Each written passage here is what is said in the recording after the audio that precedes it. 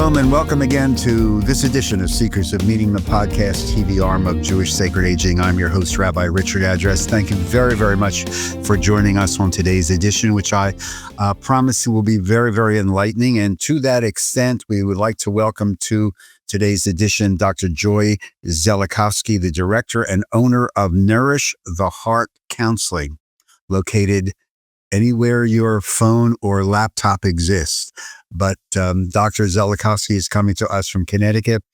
And the focus of today's conversation is something that is rarely talked about. And that is the whole concept of body image, eating disorders, and its impact upon family systems and individuals of all ages. And we welcome you, Joy. Thank you very much. Talk to me about Nourish the Heart Counseling. First of all, let's get this on. What is it? And if somebody wants to connect with you, how do they do that? Well, first of all, thank you so much for having me on your show. I'm so honored to be here. Our pleasure. But Nourish the Heart Counseling is a completely virtual eating disorder specialty practice. We have someone to provide medications who's also an eating disorder specialist. We have an eating disorder specialist dietitian, and then we have 7 clinicians who focus on eating disorders and also any other mental health diagnosis that might bring someone to therapy. We are completely virtual. We see clients in Connecticut, New Jersey, Pennsylvania, and then I'm licensed through a program called SciPact, which allows me to see clients throughout most of the country. And we're helping people figure out exactly what we're talking about today: body image, eating disorders, and all those things that come together. I'm fascinated. This comes up all the time. What drew people? I mean, you have your master's. You were Penn, if I'm not mistaken, just across the river. What drew you to this? Was there an event, and if you could share, I mean, your own family, or you saw something in your education? What drew you to this? So I do not have lived experience as someone who's survived an eating disorder, and we have plenty of clinicians who do or are in recovery themselves. I went to school with a number of folks who are really struggling with eating disorders. And I actually thought this is not a population that I wanted to work with. It's very complex. It's medically very risky.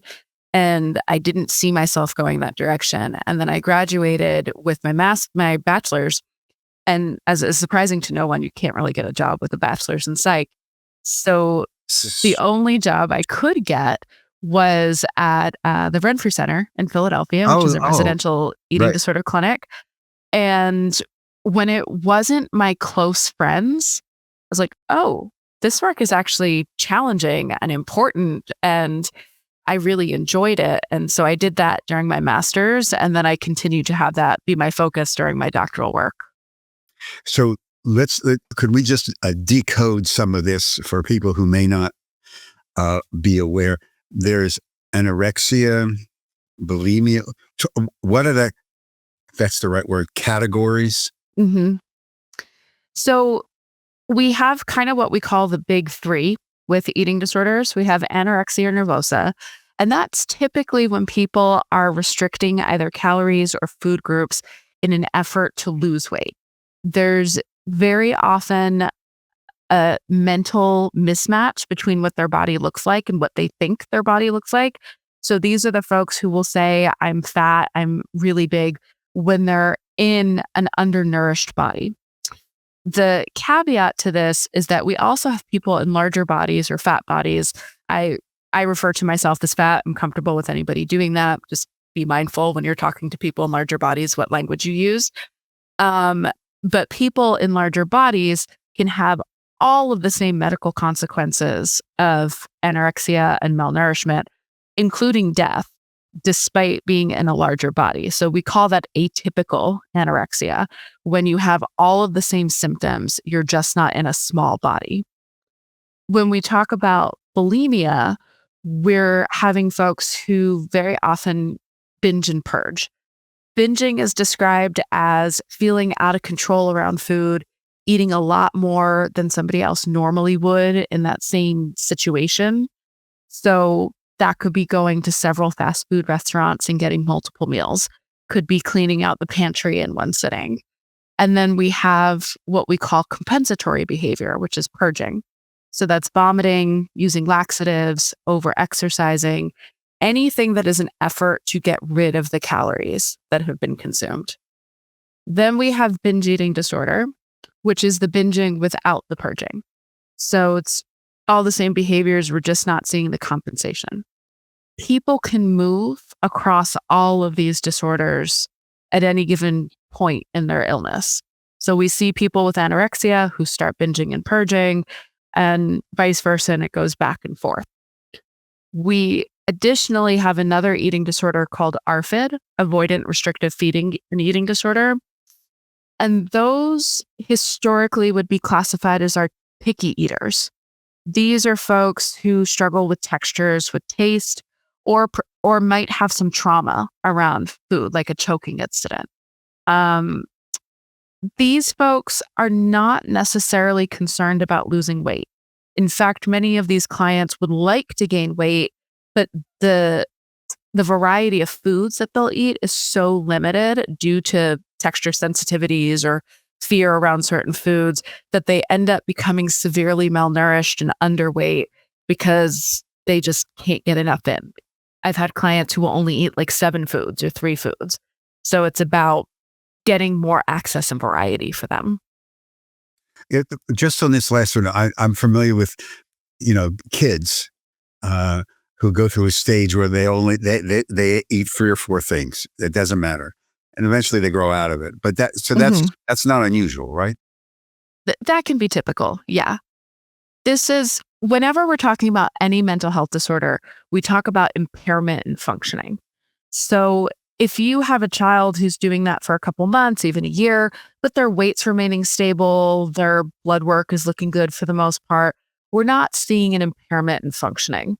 Now, the impairment might be like they can't go to a birthday party and eat anything there, or they can't interact with those friends.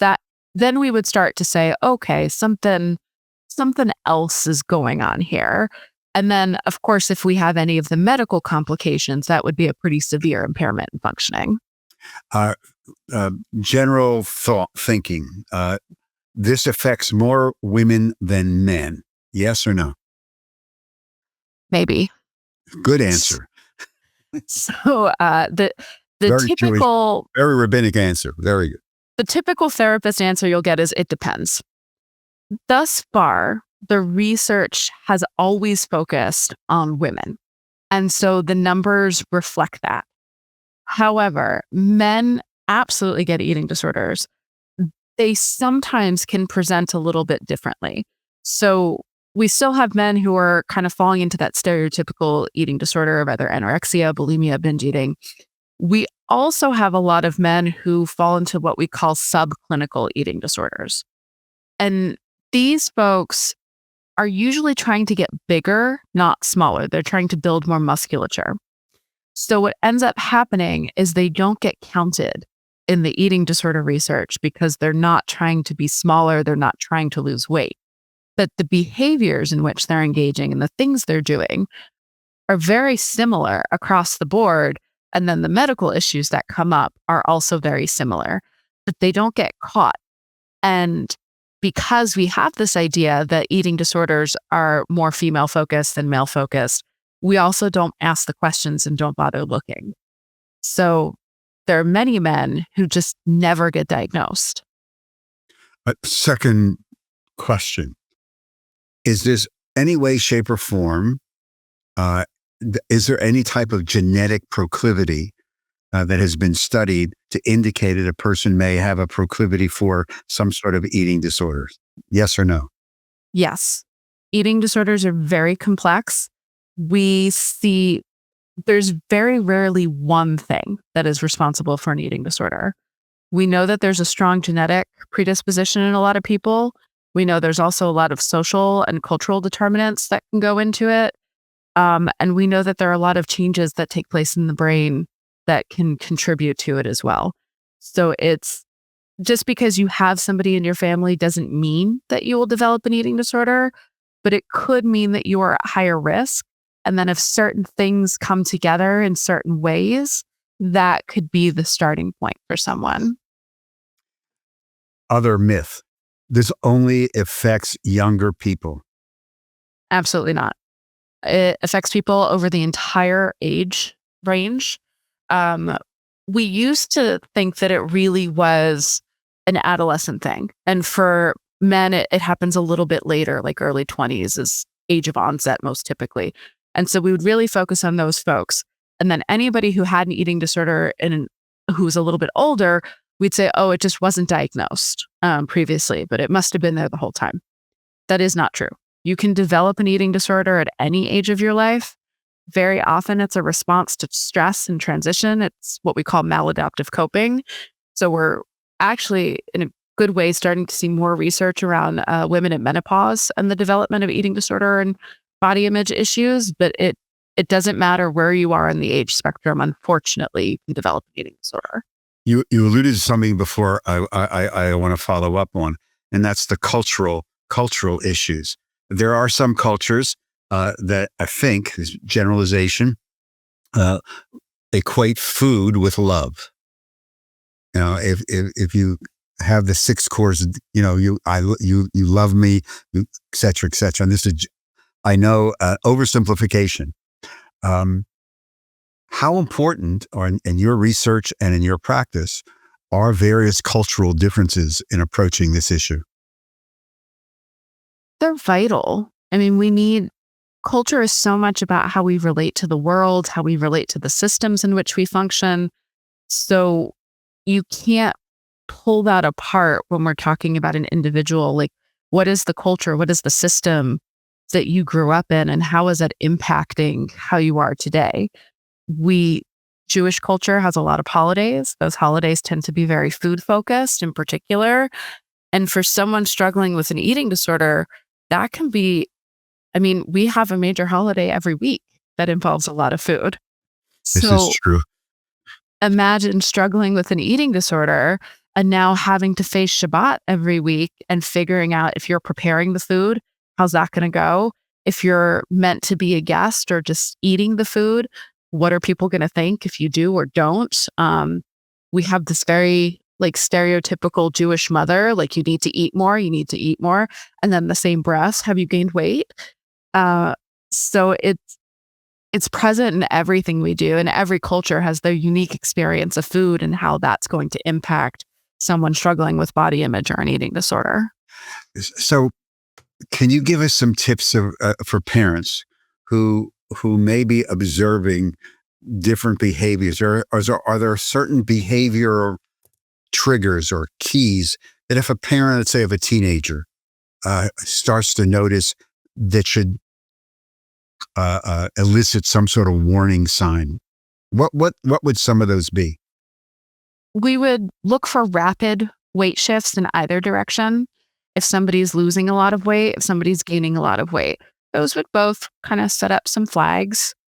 Very negative self-talk, like my body sucks. I hate the way I look. I need to be whatever. Those would elicit some curiosity from me.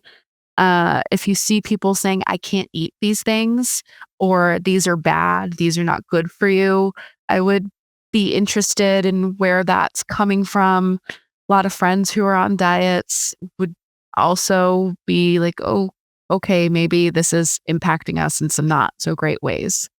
So we have obviously the demographic of Jewish sacred aging are not teenagers. So I'm going to speculate that a significant number of the people who may be watching or listening regularly to us are grandparents. Grandparenting is a very special relationship, and there are borders and boundaries. Mhm. But suppose as a grandpop, as a grandmom, I'm noticing in my grandchild these types of behaviors, or it's 90 degrees and they're in a sweatsuit and get up after the dinner and go to the bathroom. Um, this is real. It's happening. Mhm. What advice would you give that grandparent who is concerned about that grandchild and doesn't know how to approach their adult child, who the parents of this grandchild? You must see this every once in a while. Yes. And this can be very tricky because you don't want to overstep boundaries. And eating disorders are the number 2 killer of all mental health diagnoses. So Wow. these are serious. Wow. And even if it doesn't kill somebody, they impact every single organ system of the body. So they can have lifelong serious medical impacts. I would start with, again, asking curiously, have you noticed these things? These are some of the things I have noticed. I'm a little concerned. Are you seeing these things with child as well? Um, is there any way that I can support you? Like maybe we've identified that there's a problem. They've already started the process. How can I help you? Do you need some support with this? Do you want me to go to appointments with you? Do you want me to back off? What can I do?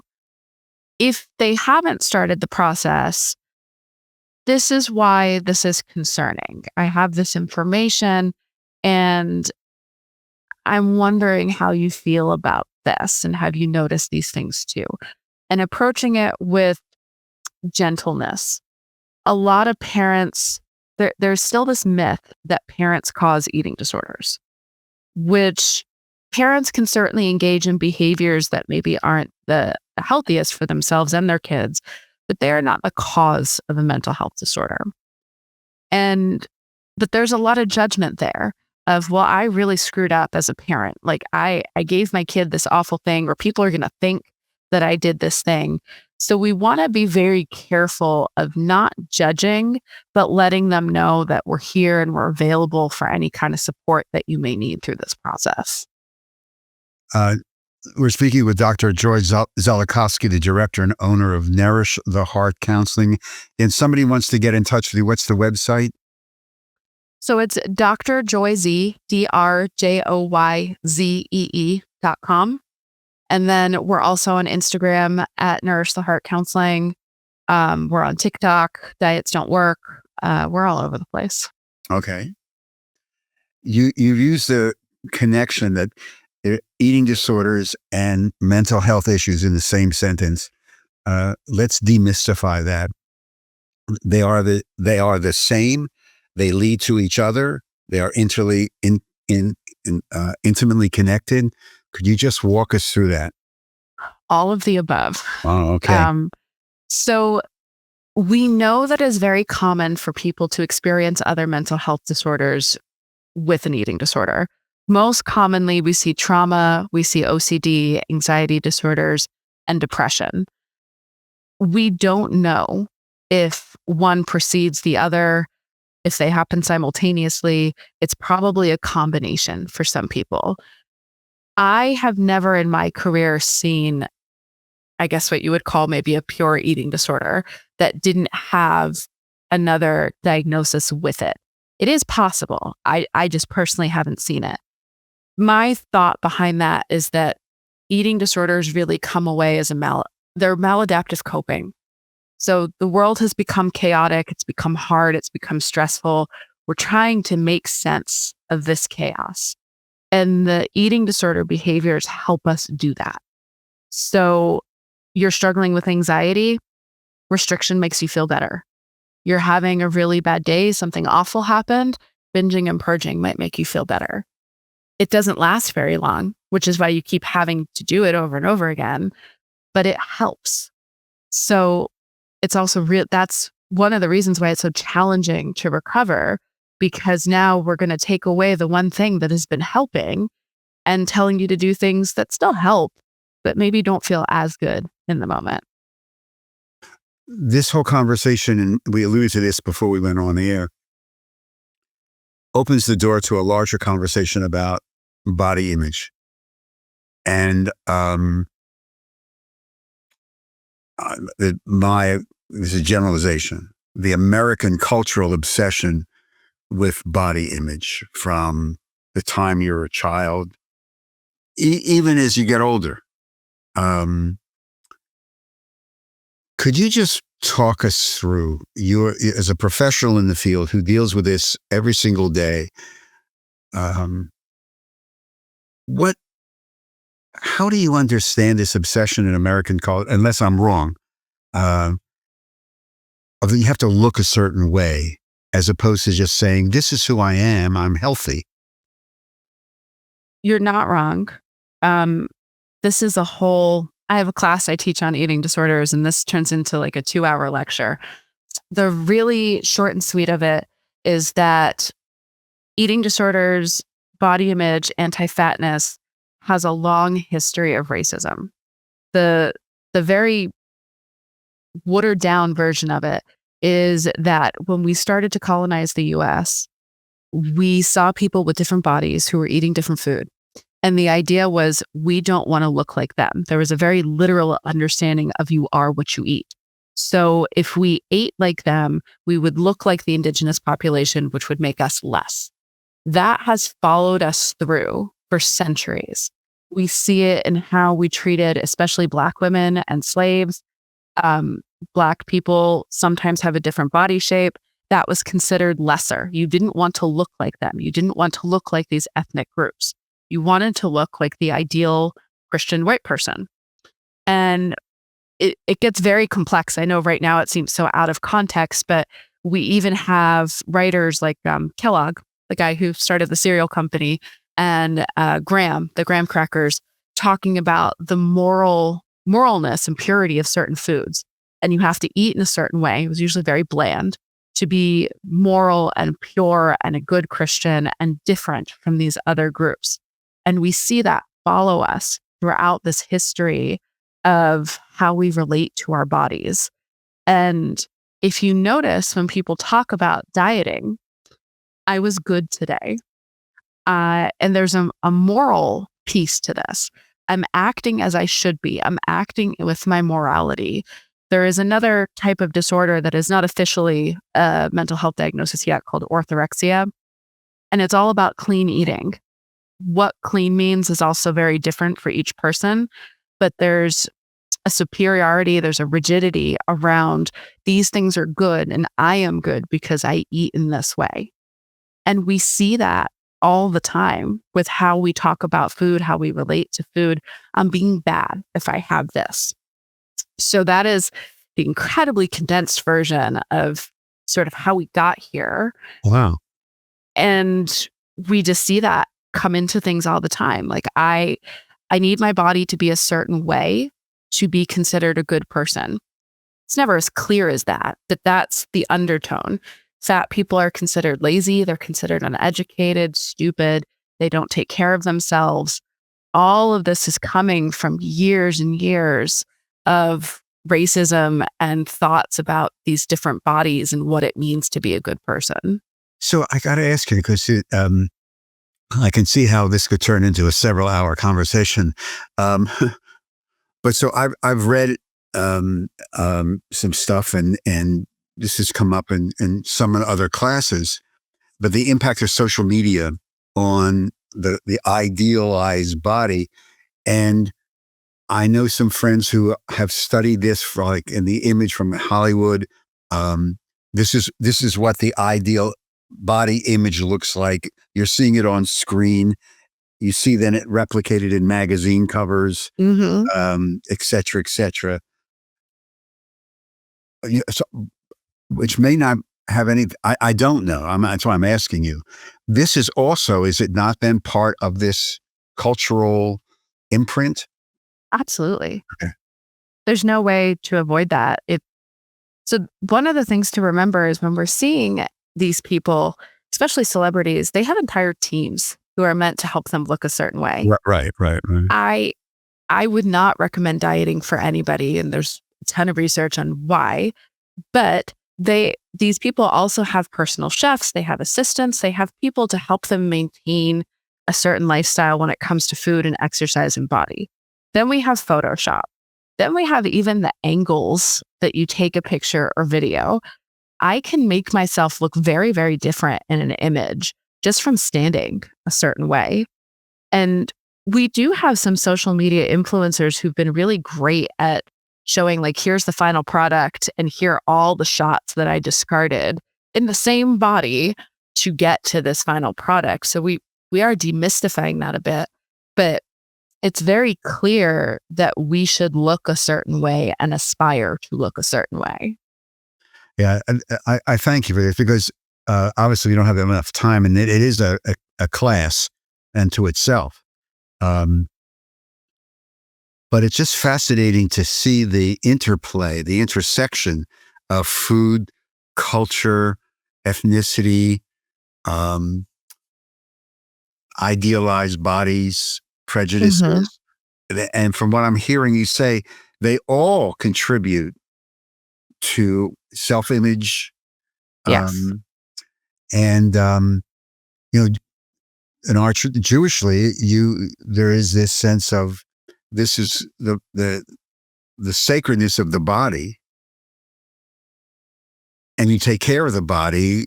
And as long as you're healthy, you may look a certain way, but if you're if the tests come out, you're healthy, your blood and your heart and everything, that's the most important thing, the inside rather than the outside. Um, Yes. But what are but we defining as health? And historically, that has been tied to a number on the scale. And there is a lot of research that supports that is not accurate and not a great measure of health. But that is the message we are most often given, that your weight is the number one determinant of your health. is that changing at all? That you seeing Yes, any? Yeah, it is. It is. it is, but it's still an uphill battle for a lot of medical professionals and for a lot of people who are utilizing medical services. And all their health markers may be fantastic. They go in, the very first thing they hear is, "You're too fat, you need to lose weight." Yeah. But there are certain circumstances and certain people who do need to lose weight for their own health. Perhaps. It's so individualized That's that that. it's really hard to make that blanket statement. Um, and we do have like a good 40 to 50 years of research that says intentional weight loss through restricting calories or cutting out food groups is not sustainable. 95 to 98% of people are going to gain all of that weight plus back in 2 to 5 years. So even if we did make the claim that losing weight may be good for some people, even with all the meds we have out there, we still don't actually have a way of sustaining intentional weight loss. Are you concerned about all this massive advertising on TV? Oh, I guess you're answering the Yes. question, right? I mean, this this miracle drug, you'll lose weight. It's first it was unbelievable advertising. Um, but as a professional who deals with some of the residuals of this with real life human beings, Hmm. I sense from just your responses, wait a minute, yellow, red warning lights, right? Blaring Blaring, Klingon blaring. alarms. So, first, I want to say that GLP-1s, which is what I think you're referring to, like the Manjaro and Wegovy and all of Yeah, yeah, those, yeah. they have a place, a very important place in our medical system. They're incredibly helpful with people with insulin resistance and diabetes. We're showing some positive effects with kidney health and heart health. Those are typically prescribed in lower doses than what we see for weight loss. Weight loss is prescribed in much higher doses. They come with some truly gnarly side effects. About a third of people just won't respond at all. A number of other people are going to have very severe gastro side effects. There's some new information coming out on potential blindness, which I have not reviewed the research for yet, but that saw something posted by another doctor. And despite the theory that you will be on these for a short amount of time and then you can get off of them and do maintenance, that's just not accurate. If you get off the medication, you will gain the weight back. So there are probably going to be lifelong medications, and we do not have data on long-term use of these medications, especially in the doses in which they're being prescribed. Very concerning. Dr. George Zelikovsky, thank you very much. This is lots to think about, but thank you very much for sharing your expertise and um, yeah, lots to think about. I hope those of you who are watching or listening, um, if this is a concern of yours, there are institutions, resources available. Correct, Troy, in local communities. Yes. Um, your Nourish the Heart counseling program. There's a national organization, real fast. Some of the, what are 2 or 3 of the national organizations that if somebody wants to do further investigation they can do? NEDA is the National Eating Disorder Association. They're fantastic. We also have the Alliance for Eating Disorders. They will help hook people up. They have a wonderful directory, so they can help people get set up with providers. Project Heal has a lot of resources to offer, and they also offer some scholarships when people can't afford treatment or are having trouble with copays. And then shameless plug for myself, we're hosting our very first Jewish Eating Disorder Professionals Conference. So that's an opportunity where we have some really fantastic Jewish clinicians who will be talking about eating disorders, particularly in the Jewish community, and how to best serve that population. That's September 5th. It's all virtual, and anybody is welcome to join. Jewish, not Jewish, professional, not professional. Cool. Thank you very, very much. If you send me a blurb about that, we can put it on the website. I definitely will. Yeah, that'd be pretty good. Thank you very, very much. Continued success. Good luck. Thank you very much for your time, and keep up the good work. Really. Thank you so much for having me. I'm always happy to talk about this. Thank you. To all of you, thank you again for joining us on today's edition of Seekers of Meaning, the podcast TV arm of Jewish Sacred Aging. I'm your host, Rabbi Richard Address. Please feel free to visit us at jewishsacredaging.com. Drop me a note or a line for suggestions at rabbiaddress@jewishsacredaging.com. If you'd like to make a tax-free donation to help support the work, on the website there's a donate button, and we appreciate it. And if those of you would like to be a sponsor of any of these podcasts, please just email me. We'll take it from there. Seekers of Meaning is produced at the Broadcast Center of Lubetkin Media Companies in Cherry Hill, New Jersey. And a big shout out to our producer, the genius, Steve Lubetkin. Till we see each other again, thank you very much for your time. We are grateful. Take care of yourselves, stay healthy, and most of all, be kind to one another. Shalom.